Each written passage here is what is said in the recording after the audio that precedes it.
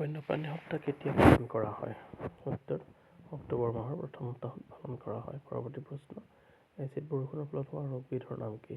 উত্তৰ: marble cancer. পৰৱৰ্তী প্ৰশ্ন: তাজমহলৰ সৌন্দৰ্যত কিহে বাধাৰ সৃষ্টি কৰিছে? উত্তৰ: বায়ু প্ৰদূষণে। পৰৱৰ্তী প্ৰশ্ন: CNG ৰ সম্পূৰ্ণ ৰূপটো কি? উত্তৰ: কম্প্ৰেছড নেচাৰেল গেছ। পৰৱৰ্তী প্ৰশ্ন: ভাৰতৰ প্ৰথমখন ৰাষ্ট্ৰীয় উদ্যানৰ নাম কি? উত্তৰ: কৰবেট ৰাষ্ট্ৰীয় উদ্যান।